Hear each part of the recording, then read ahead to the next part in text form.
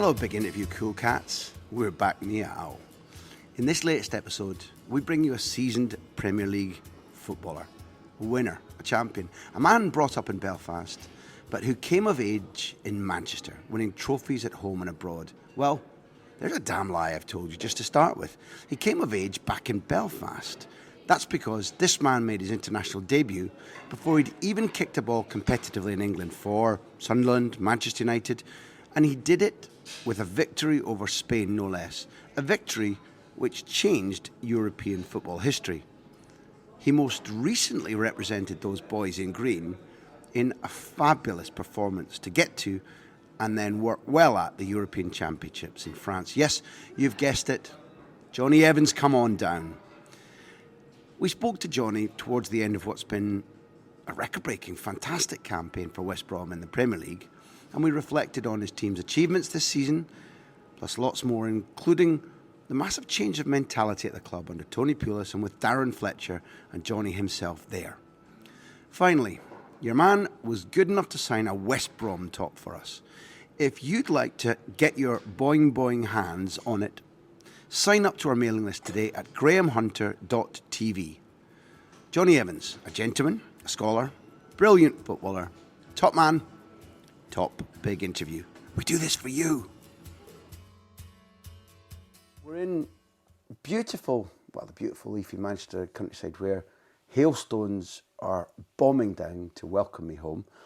Thank you for taking the time to come and speak to us. No problem. On the big interview. Well, you've come here. Well, I think it's you's probably gone the furthest. It's not about geographical miles, it's about the warmth of the welcome, the kindness. We've wanted to speak to you for an awful long time because during this series, people keep praising you. So we wanted to speak to you anyway. But when people talk you up as a fantastic, balanced, visionary defender who reads the game well, we thought, let's come and learn. But I'm not sure where you think we should start. And I'm going to ask you, should I start in Rathcoole? What is it and what does it mean to you? People won't know Rathcoole if I say it just like that. When I say it, what sensations does it bring to you and what mental pictures does Rathcoole bring to you? Well, it was a working class housing estate really, and spent, when I think of my childhood there, I think of playing football, and I do. I mean, we used to have literally over the back of the houses just behind me, there was big football pitches right in the middle of the estate, and going out my front door there was a little green just down below where we used to play, and that gave us a platform to go out and play. Myself and my brother, obviously Corey was a couple of years younger than me. We actually moved out of Rathcoole probably when I was around the age of 8 years old. So, But those early days of getting out playing football with all the other kids in the street, street football, and it definitely brings back good memories, and I value that sometimes more than at other stages in my life where I'd be alone kicking the ball against the wall. Being able to go out and have fun.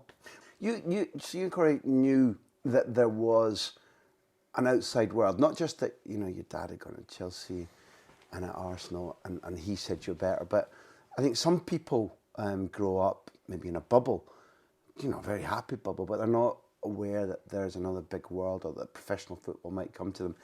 And I don't know the answer to this question, but at a very young age, I think somebody comes tapping you on the shoulder or says to your dad, "But this lad are coming to United." What was that process like? I mean, it was strange. I mean, I don't think you grasp it at that age. You don't.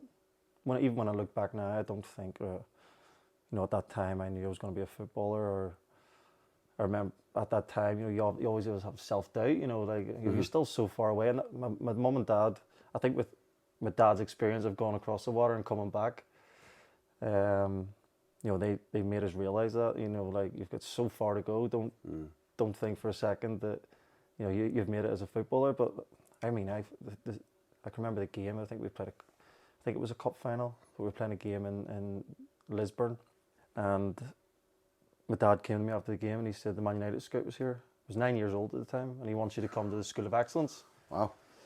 So it was just a local, Northern Ireland School of Excellence which had set up, and I think it was about, it wasn't long after, maybe 6 months, where the scouts were over from, the chief scout at the time, I think it was Jeff Watson, had come over, and watched the game, and he was like, right, they want you to go across on trial. So I went across. It was the 31st of October. I remember because it was my dad's birthday, Halloween night, and taking off in Belfast. I remember seeing all the fireworks. We have fireworks in Belfast on Halloween night. And I remember going across, and there was probably about 6 or 7 lads at the time, and that was the start of it. That was me going across, and quite regularly at that time. They changed the rules later on, maybe when I was about 12 or 13, which made it a lot more difficult for lads, with it. They were living with, outside an hour and a half travelling distance of Manchester. So, yeah, my road with Man United at that time started very early in my life, really. And at what point does, I'd imagine Sir Alex Ferguson and your dad would have pretty similar experiences and views on life. And I know through Alec and Martin Ferguson that their father spent some time playing in Ireland, working in Belfast as well. I'd have thought that they would have had quite similar views about upbringing, about football. Yeah, I mean, I don't know if it hurt my dad, the fact that he didn't. He never sort of came across like that in that way. But it was all about hard work, and I think he thought, well, his 2 sons have got a chance because he gave us that chance by encouraging us. Mm-hmm. I know that we weren't just born and said, right, we're going to be, because we were his sons and we had a bit of football ability. He took us out, he played football with us, and he encouraged us to always go out and practice and work on our skill, basically, work on our technique. And those early days, he says, the most you can learn at a younger age, the better it'll stand you going forward. And that was something that even now I still think I wish I'd done more. Really? Yeah, because there's certain things that maybe you think, right, I'm not good at that, I wish I had done that better. And the earlier in your life, I think that you practice those things, and you think they stick with you. I think they stick with you, and I think obviously you gain confidence from being good at something, so you're able to work on it even better. You mentioned something that really interests me, and I hope it's not repetitive in this theme of interviews, but that idea about needing somebody to give you confidence, to show you a path, to encourage you. For example, a couple of interviews ago, Peter Crouch was talking about his dad engaging one of the curver coaches and actually taking his boy, Peter, to practice in a local park before school. I mean, these days, how many dads do that?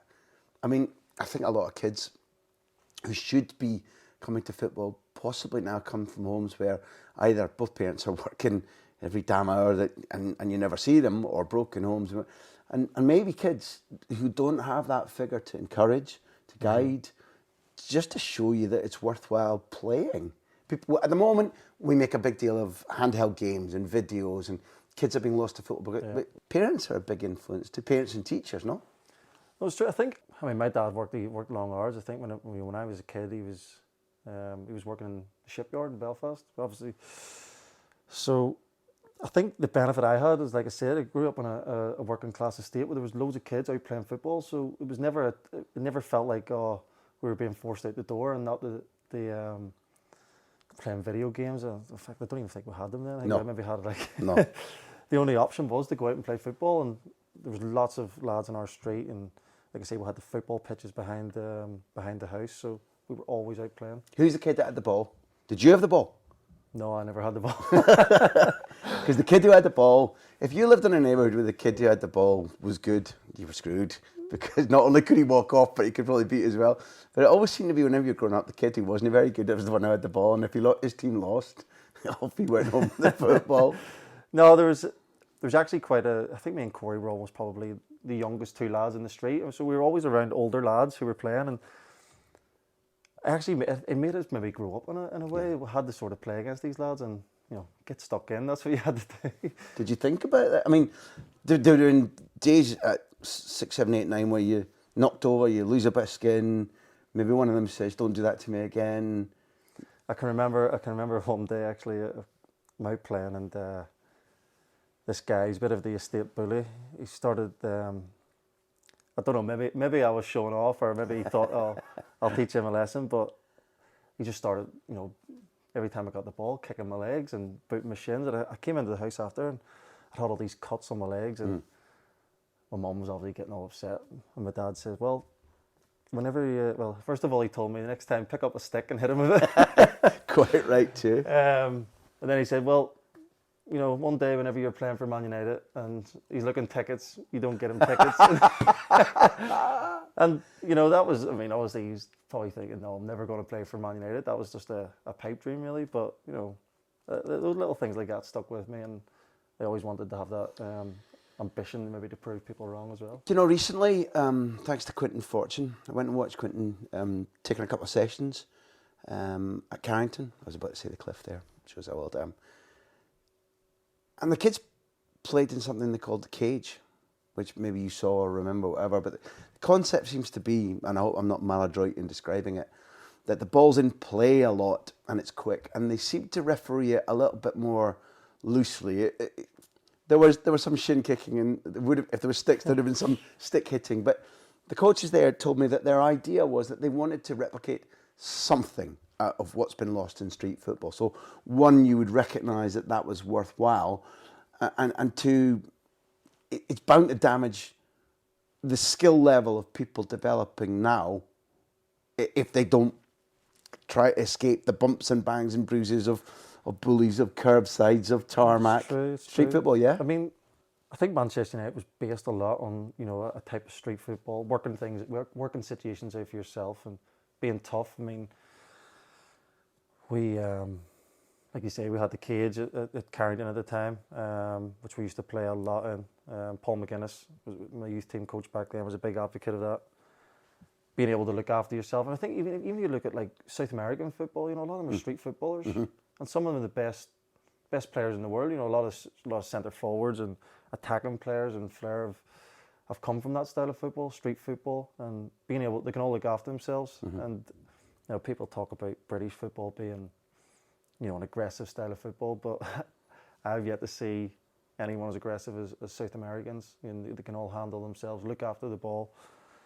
There's one thing, I used to talk with Rio quite a lot about how the South Americans were so good at using their body to protect the ball, and foreign players, and how they can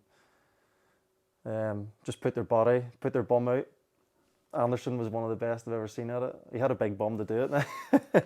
But just for those, because you can't see, this isn't video, Jonny turned and looked at me at that instance, which is unfortunate, but we'll continue anyway. Anderson, Raphael, all the the Dalglish was famous for it. Well, he was. He did exactly what you're talking about, and that gave him that little corkscrew twist. Suarez does it now at Barcelona, where he can do things probably that Messi can't do. Messi doesn't do that hold, stick his bum out, turn somebody, maybe because he doesn't have to. But Suarez is an identikit of what you're talking about. He's probably the best in the modern game, at Suarez. Yeah. He definitely is. I've known that from playing against him myself. You go too tight at the wrong time, and he, like you say, he can roll you at any time. He's fantastic at it. And so the cage idea, you liked, you found yourself comfortable in? It's a skill we found it comfortable because it was, it was a theme at Manchester United at the time, and there's so many other aspects of football that need to be worked on, but it is a certain skill that can be used and can be improved on. And for example, if you're going to go and play street football all the time, where are you going to be able to work on your long range passing or your heading? You might not go head the ball, or there are different aspects of football, but it's one that it's that we used a lot, and something that has always benefited us. It's to do in good stead. And I suppose there's different versions of toughness, Jonny, I think, from watching people in your profession, because most footballers in one way or another are going to get bullied in their lives, whether it's psychological, whether it's by a teammate that wants your place, whether it's by fans who are breathing down your neck at a horrible little ground in a League Cup tie on a Tuesday night. And you're going to face a lot of aggression one way or another. A manager who, not all managers are kissy, huggy. And some of the ones who get tucked into might not have that much ability. And the degree of toughness you need to make it in football, I think, is a little bit underestimated, in my opinion. I think even if you look at the manager that we played under at the time, his whole sort of ethos went down through Manchester United, from a young age.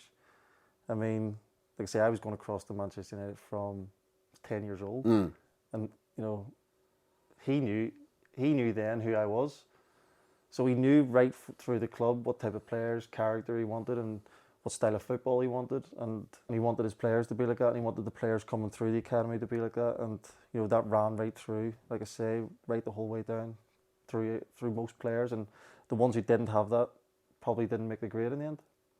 Would his first words, or the first day he stopped and said your name, would that have stuck with you? From when was that? What would you've? Well, we were actually staying we were all on trial, maybe about 20 kids in this hotel in Manchester, and he came and had dinner with us all. He introduced himself. Like I say, I was 10 at the time. It was one of the first times I'd ever been over. I'd met him on different occasions. I'd come over with my parents maybe for them to introduce him. He challenged me to a game of pool. I think I was about 11 years old at the time. Beat me on the black ball. My dad was not happy. He said, I can't believe that was a test. And you let him beat you. But, you know, he always had time for the youngsters, and something that, you know, as players, for us to know that he had that involvement and was always watching us, making sure that, you know, we were progressing how he wanted us to, because he had a long-term vision, and people I don't think understand that or realise that the vision that he could see so far in advance, and he was preparing us and preparing players who'd be coming in to be able to come into his team and handle it. Your background and attitude would have meshed well with what he expected of a man, never mind just a footballer. I think so. I mean, I think that was something he always wanted to know your character. He tested your character, and you know, he wanted players he didn't hide, always showing for the ball. Players that, you know, wanted to take responsibility on the pitch, and that was, you know, that was a big thing to be able to get into his teams. You moved, if I'm not wrong, did you move as a family to when the dream seems to be coming true, when United want you all uproot? We did. I mean, it wasn't I moved probably, I think it was February, and my dad lost his job at the time, and my brother was coming on trial later that year, so it was kind of everything sort of came to a head at the time, I think, and so the family just decided, well, let's just all go. And I mean, for me to have that support of my family there was obviously amazing. My brother signed academy forms with Manchester United, so we were all there and all sort of on that journey together of That's a big boost, genuinely. It was. I mean, it was a big boost. I mean, I'd lived in Diggs for 6 months before that. I was in with a great family. I was in with 2 players, Luke Steele and Sylvain Blake. I mean, Sylvain's gone on to have a good career in English football. Luke's playing Panathinaikos. So, I mean, I experienced that side of it as well, living in Diggs. But, I mean, there's no place like home, and having your family there and having that support. I mean, my little sister was 4 years old at the time. She didn't have a say in anything, but she got dragged across to live in England. And so, you know, little things like that I'll always be grateful for. Yeah, there's stages in your development that you haven't lost, simply because you're in the same country, same city too. So at that stage, you know, things are clearly going well. How would you chart your development through the system at Manchester United? Because you might, at what stage do you start looking up and saying, "Wow, you know, this is a club where they keep signing players in my position," or what goals do you begin to set yourself? Maybe that's the better way to look at the short term. Sometimes I hear people saying, "Oh, you should set targets, set goals," but I'd never have. And sometimes I think maybe I'm wrong. Maybe I should set goals, but it's never been something that I've thought, right, I have to get into this team by this stage or play so many games, do this, do that. I mean, it all just sort of flowed for me, and I had good loan spells. I mean, I'd gone to Antwerp for 6 months, which was a great experience. It was myself, Fraser Campbell, Darren Gibson, Danny Simpson, all living in an apartment in Antwerp, in the same apartment. Games of late night chess. Yeah, exactly. Studying, learning Flemish. Learning Flemish, that was something we definitely didn't do. Some Stella, perhaps. Yeah, there's a few. Nice maybe Stella breweries Artois in there. But, you know, the Antwerp idea then is a good idea. I mean, it was a great learning experience. We were all away from home, had to learn. My wife still, she says, I always say that's where I learned to use a washing machine. She's like, will you stop bringing up your time in Antwerp? But independence. Yeah, we gained independence. Then, you know, I then went to Sunderland. Had 2 loan spells at Sunderland We're before going to come to that.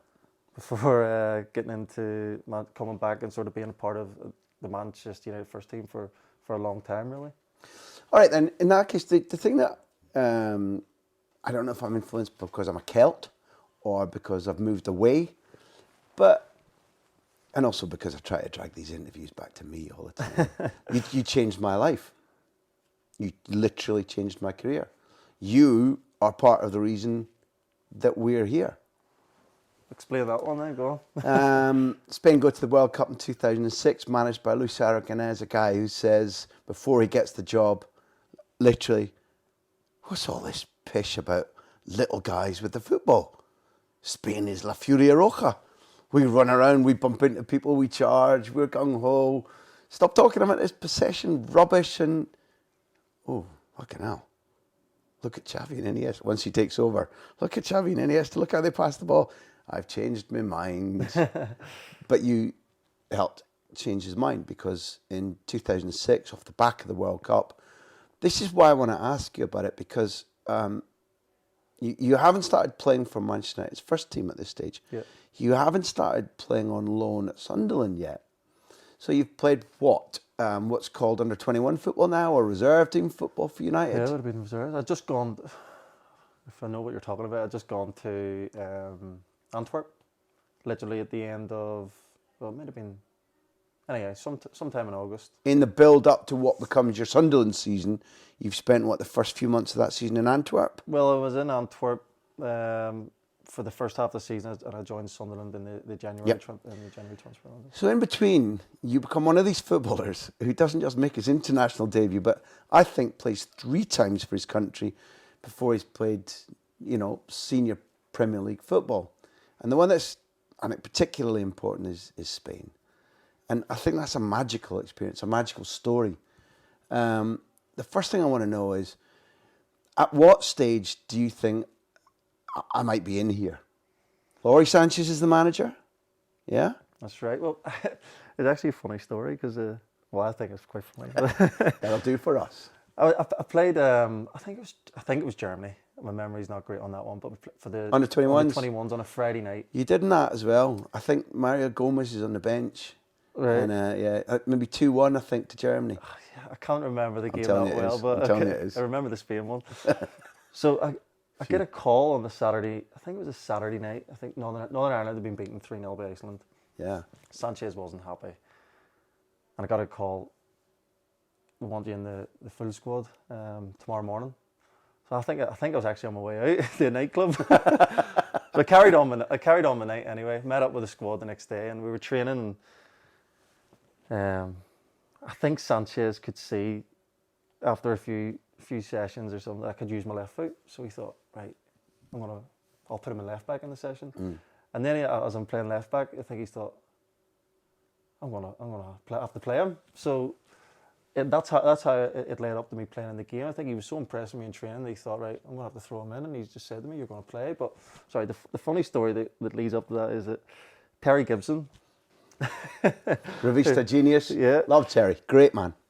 He later told me that the reason he got called up to this, Sanchez didn't know anything about me. I was playing Antwerp at the time. I played reserve football. So it was like, we didn't know anything about you, but my son had seen you on Championship Manager. Fantastic. Here we go. All right, we're gonna throw this right back at you, but go ahead. So I think that's how the story went anyway. His son recommended him to Terry. Terry recommended me to Sanchez, and that's how it went. And ended up playing the game, and we won 3-2. David Healy hat-trick. Yeah, whoa. This is not how you, Jonny Evans, this is not how you tell stories. Anyway, that was that. That's Forrest Gump. And that's all I have to say about that. Run, Johnny, run. Listen, you beat the future European champions and changed the entire course of Spanish football. But more of that in a second. Okay. That sort of football manager, championship manager, do you know who that lumps you with? No. Messi. Right.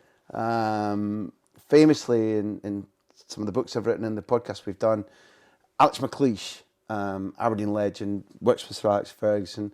By this stage, is the Rangers manager. It's going okay, but they're short of money.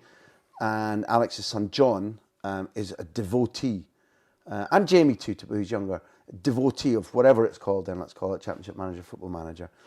And Alex not got much time for this as a Rangers manager. He thinks it's probably more important to win games than to win competitions with his sons. But they say, Dad, there's this fellow called Messi, and he's rocketing through the rankings in Football Manager. You got to sign him. And Alec McLeish says to Jan Wouters, who's the Dutch assistant at Rangers, do you know Frank Rijkaard? He's the coach. He said, no, I don't.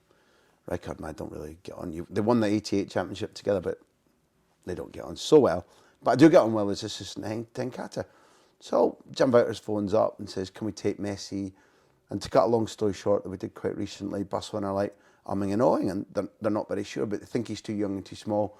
But Tenkat says to Jan Wouters, well, look, we've got this guy, Iniesta, that we don't really know what to do because he's also very small. He's not quite getting his game yet.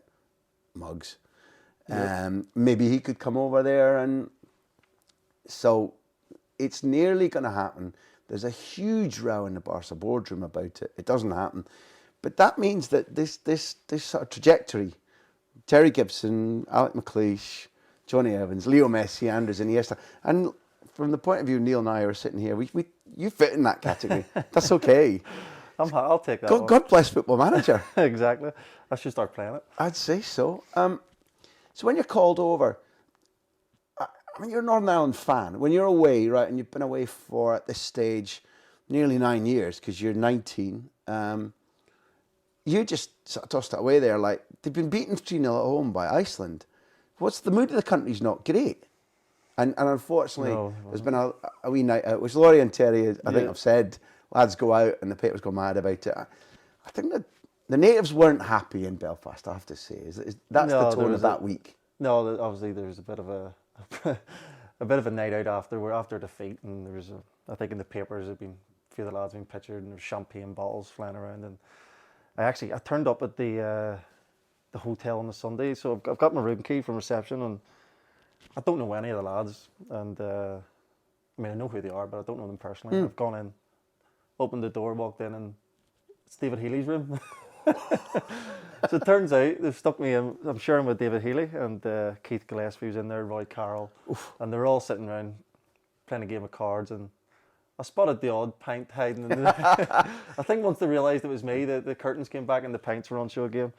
But that was sort of my introduction to it, and that's how I got. I mean, it was great that I got to share a room with David, because he was not an Ireland legend. He had scored the year before against England, would have beat them 1-0. So that was a great experience for me, and going into the game, and it sort of helped me sort of bond in and get to know them. One of the things that, although we've only met briefly in a mix on once before, one of the things that has stood out watching you, and from whenever I talk to people who know you, that you're a quick absorber, you're a quick learner, and also you're disposed to learning.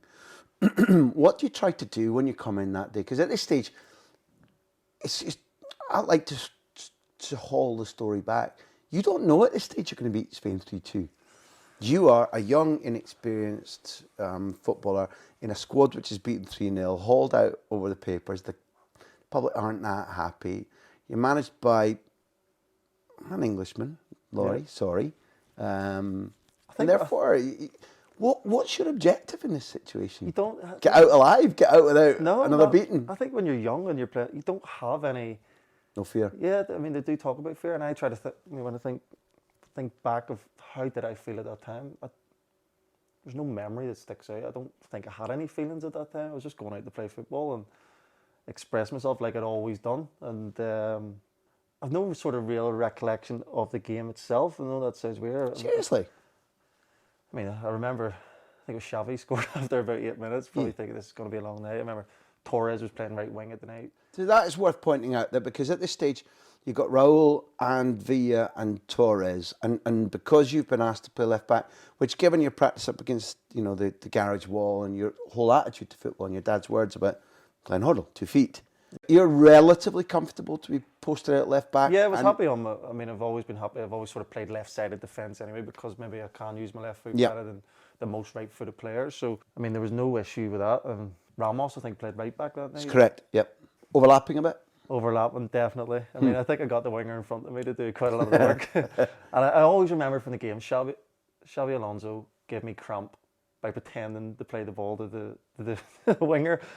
Because, obviously he kept, he used so much disguise and he was pretending to play the ball and then he would chop back and I'm still running out to the winger to close him down. I think in the second half it was Garcia. Yeah. He caught me with an elbow in the game, ended up with a black eye. So little things like that sort of stick out in the game, and obviously the cramp and Healy's goals. I mean, maybe you don't remember, but you've played there often enough now. What was Windsor Park like as an environment? Because I've spoken to some of the Spanish players about it, and they've played some bumpy places, but they were kind of a little bit intimidated is the wrong word. It was a tough place for them to play. Tell us why it was a tough place to play. Was there a moat? I don't think there was alligators, but there was some kind of moat. Was there?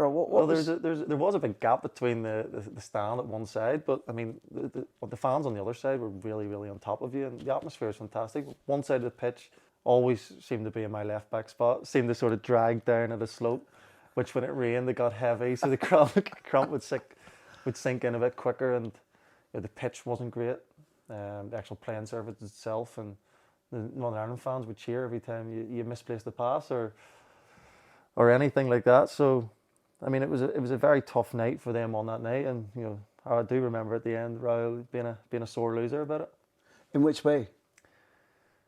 I mean, he just walked off the pitch. Usually players would shake hands and job. go around, but he didn't that night. Straight down the tunnel, and he might have known the bell was tolling. That was his penultimate international. Yeah, well, I could sort of sense that. The squad they weren't sort of happy, and you could sort of sense. I remember feeling at the time, this Spain squad aren't as maybe as together. Maybe more that's maybe me looking back and seeing how after that game they went on such a long run of not losing games and being hugely successful. They did, yeah. I mean, they go and lose in Sweden. I mean, I think it's worth pointing out that as far as I can remember, in that group, then you beat Sweden. We had a good run, yeah. We actually ended up going away we beat Sweden, yes. Denmark. So you beat Denmark. Yeah. You beat and draw with Sweden. Effectively, you make sure that Spain are first because the group difference at the end between Spain and Sweden is 2 points. Yeah, we did. And you take 4 off Sweden. Yeah, we did. We produced some good performances at that stage, and I mean we ended up going to play Spain, and I don't know why the game was in Gran Canaria. It was.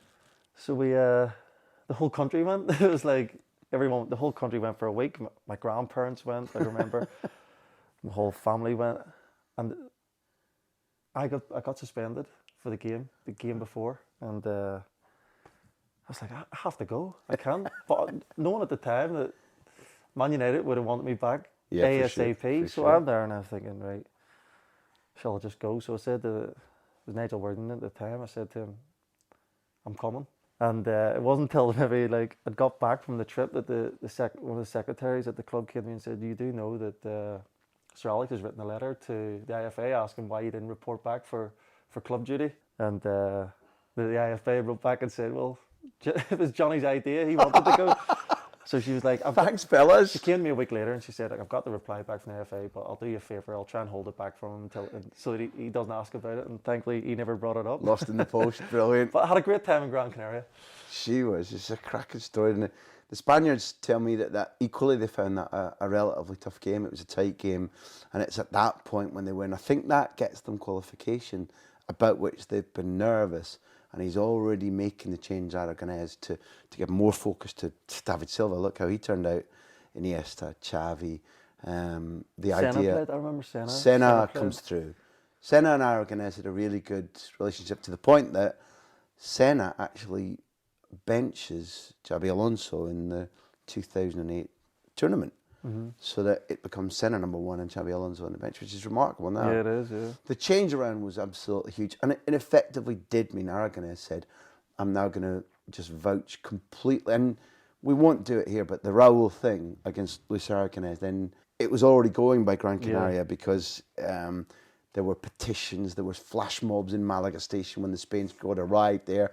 Aragonés was taken onto television and there was an inquisition from 50 members of the public demanding to know what the hell he was doing about Raul. It divided the nation like I've almost never seen in this country.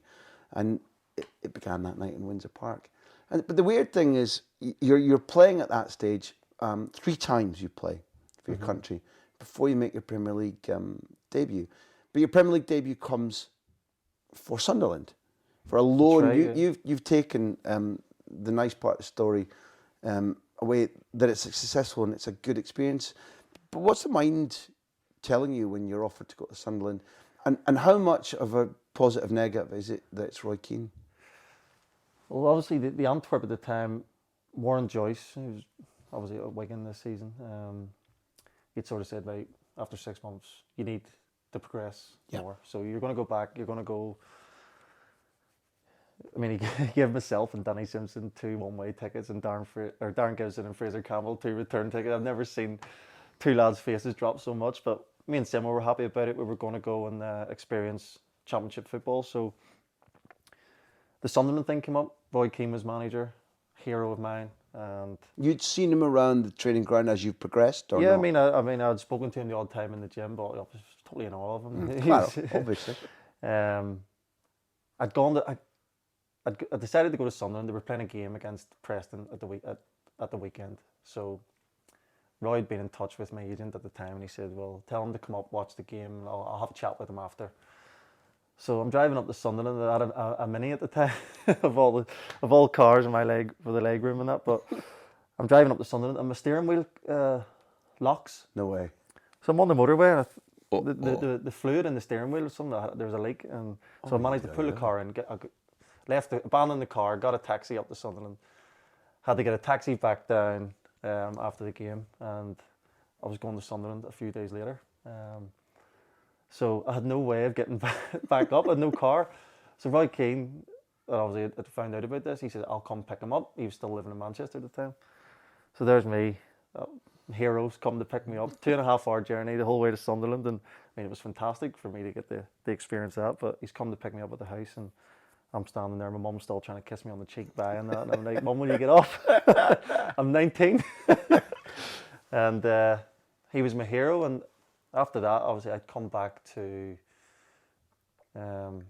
let's mention, we won the championship. Shall I mention that? That was coming too. Which is a great experience and a great achievement, because we went on a huge unbeaten sort of run for, I think when I joined at the time, we were 12th in the league, ended up going on to win it, so that was an enjoyable time. I've looked, and it seems to say to me, you play 19 times in the league from when you join, you lose once, which I think is at Colchester. Colchester, yeah. And it's number one.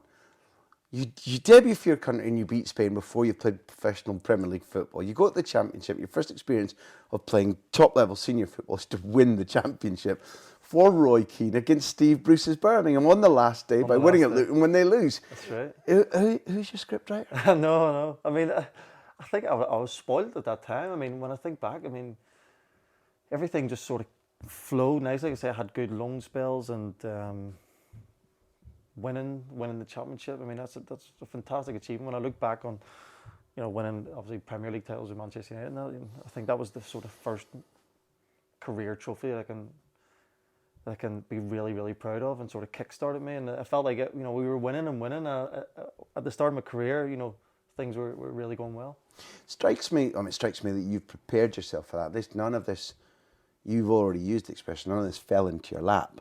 So if things were flowing, there's a certain point at which you hit ramming speed, when you hit warp speed, and you've done that for yourself. But, I've always had a fascination for Roy Keane, because he's certainly my kind of footballer. And I'm also, it frustrates me greatly, in that I like a lot about him, and I think that he's often either misportrayed or else deliberately misleads people. And I would have thought that, because at that stage, as a manager, he's in his pomp. You have I was going to say you have a good side, you have a championship side, but you also have a side that's playing good football. I used to tune in, I used to like watching. I think Carlos Edwards would have been the one that caught my eye, who I liked watching. Flying winger. The atmosphere is good, because the atmosphere there, I'm not so sure about Middlesbrough, certainly the atmosphere at Newcastle Sunderland when things are going well is pretty special. Now, that must have been an adrenaline buzz. But I'm interested in what portrait do you portray of Roy as a successful manager? What's that like working for him? Well, I experienced both sides.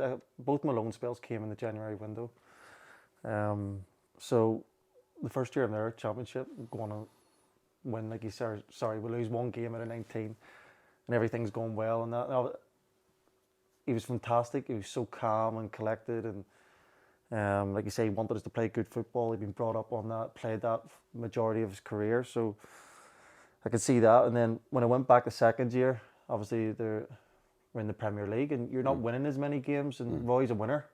And, you know, I think sometimes that maybe frustrated him a bit more. And I mean, I think he saw a lot of me that he liked. He liked my character, and he liked the fact that I was also a winner. So I could relate to him a lot, and I could relate to at times when he was angry. Maybe some players couldn't understand that he wanted more, and I wanted more. I was a young, ambitious lad who was, you know, trying to win every single game that I played, even in training. He liked the way I trained, and so I think we could both relate to each other in that way, and I think that's why, you know, he speaks highly of me and why I enjoy playing under him. It still bugs me a little bit. I felt, as I often feel about managers who earn success, then they go up to another level, and some things around the club or a squad can be found lacking. I think more often clubs should stay with a manager and say, okay, we saw what he did when things were going well. We understand the reasons for maybe struggling or being relegated again are different from you. And I still feel that was his place and that he should have been there longer. And I'm not reaching for criticism of Sunderland. I think what I'm expressing is a little bit of frustration, because I'd really like to see Roy Keane the manager. Yeah, exactly. Personally. I mean, I'd gone from Sunderland at the times back at Manchester United when his time had finally came to an end at Sunderland. And I think it was maybe a lot more that had gone on between him and the chairman. I don't know. No. But, you know, sort of reading between the lines that, you know, it wasn't maybe a case of... If I can offer you then that I think a lot of people would see him on television now and think he's moved on, the door's closed, he's maybe not going to be a manager or coaching his thing. I'm unsure. I don't think we've seen either the last of Roy Keane, the coach manager, nor do I think that he's properly appreciated for. I think that thing, the Sunderland achievement, can drift off into the past and people kind of cobweb it, and I don't think that's right. No, I don't think we've seen the last one. I think he'll be itching to get back into it. I really do. And I think he's probably enjoying what he's doing now and being patient. I'm sure it's a different role now because international football gives him time away. He's working with Martin. I still have a vision that he'll have a project of his own. Yeah, exactly. I mean, sometimes people are so, impatient about going into management, and there's so much. I mean, you see these coaches, as I see it, especially in European countries where they're a number two coach for a long time, and you know they learn their trade that way and be patient about it, and you know, eventually something will fall that's right for you at that time. I think you might well be as a manager. You know, people often say goalkeepers are the best at 33, 34, centre halves hopefully as well, but you often see that with accumulated wisdom. The whiz kid manager's fine, but the managers are often at their best in their 50s.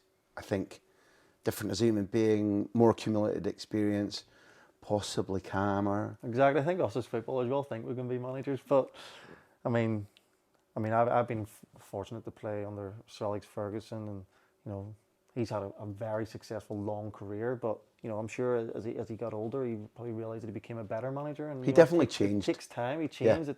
It takes time. You know, right now I'm working under Tony Pulis. He's been around a long time, and people forget that he's so shrewd and streetwise, and I can see so many things. I think, well, you know, players, we all question decisions, and we question why are you doing this, why are you doing that, and you have to think, this guy's been around and seen it all for a long, long time.